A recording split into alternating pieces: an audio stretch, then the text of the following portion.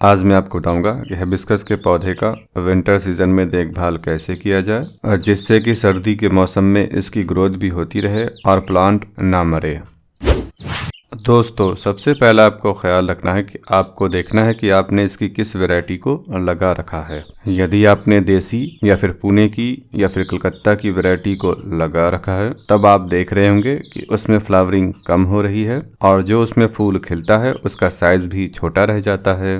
दरअसल इन वैरायटीज के साथ ये प्रॉब्लम सर्दी के मौसम के कारण हो रही है। ठंडक बढ़ने के साथ ही साथ ये प्रॉब्लम हर साल इन पौधों में होती ही है। आप खुद देख सकते हैं ये पुणे की वैरायटी है।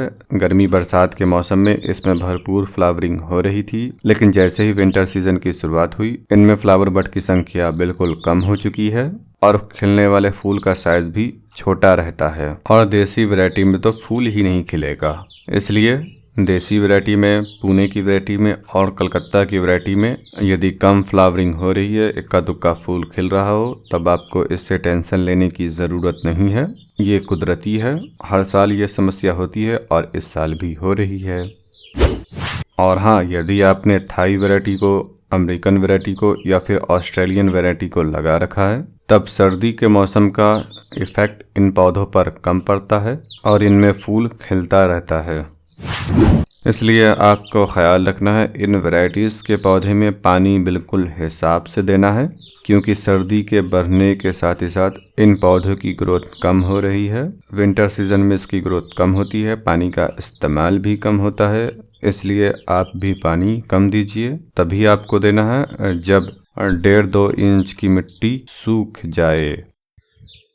और इन वैरायटीज़ के पौधे में भी पानी आपको हिसाब से देना है। भले ही इसकी ग्रोथ इन पौधों से ज़्यादा हो रही है, लेकिन सर्दी के कारण पानी का इस्तेमाल कम होगा, इसलिए आपको पानी भी हिसाब से देना है।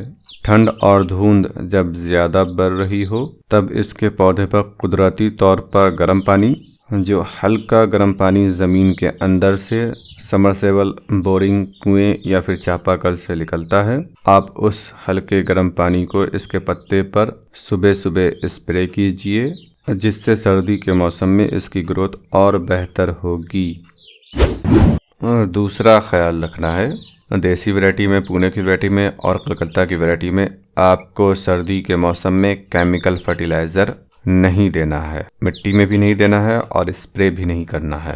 आप ऑर्गेनिक खाद दे सकते हैं और आपको देना भी है। ऑर्गेनिक में आप जिस भी टाइप की ऑर्गेनिक खाद है आप उसका इस्तेमाल कीजिए। कंपोस्ट का इस्तेमाल करना चाहते हैं तब आपको कंपोस्ट का लिक्विड देना है। सबसे बेहतर है कि आप नीम केक का इस्तेमाल कीजिए। नीम की खल्ली इन पौधों के लिए सबसे बेहतर है, ये मेरे खुद का एक्सपीरियंस है। 10 इंच के गमले में यदि पौधा 1.5-2 फीट का है तब आपको 15 ग्राम देना है, और अगर छोटा है तब आपको 10 ग्राम देना है 10 दिनों के अंतराल पर। अमेरिकन, ऑस्ट्रेलियन और थाई वैरायटी में आप केमिकल फर्टिलाइज़र दे सकते हैं, स्प्रे भी कर सकते हैं और मिट्टी में भी दे सकते हैं। जो मैंने हिबिस्कस के पौधे के लिए मिक्सचर खाद बताया था, आप उसका भी इस्तेमाल कर सकते हैं। उसमें ऑर्गेनिक और केमिकल दोनों है, मैं उसका ही इस्तेमाल कर रहा हूँ। बेहतर है कि सर्दी के मौसम में इसके पौधे को रिपोर्ट ना कीजिए, जिस भी गमले में लगा है उसमें ही लगा छोड़ दीजिए। और अगर गमला टूट जाए तब आप रिपोर्ट कर सकते हैं। और अगर आपने इसके पौधे को नर्सरी से ख़रीद कर लाया है और अगर रिपोर्ट करने की ज़रूरत ज़्यादा है तब आप उसे रिपोर्ट कर सकते हैं। लेकिन जिस भी गमले में लगाना चाहते हैं ख्याल रखिएगा इसकी जड़ कम से कम डिस्टर्ब होनी चाहिए। 10-20% जड़ के डिस्टर्ब होने से पौधे को तो प्रॉब्लम नहीं होगी, लेकिन 50-60% जड़ के टूटने से पौधा मर सकता है। बेहतर है कि सर्दी के मौसम में पुणे, कलकत्ता और देसी वैरायटी के पौधे को नर्सरी से ना खरीदा जाए। हाँ, अगर कोई पसंद आ गया हो तब खरीद सकते हैं और फरवरी के महीने में रिपोर्ट कर लीजिएगा। अमेरिकन, ऑस्ट्रेलियन और थाई वैरायटी को सर्दी के मौसम में खरीद सकते हैं। जड़ को कम से कम डिस्टर्ब करके रिपोर्ट भी कर सकते हैं। सर्दी के मौसम में इन पौधों को पूरी धूप में रखना है, ऐसी जगह पर रखना जहाँ पर सबसे ज़्यादा धूप आ रही हो।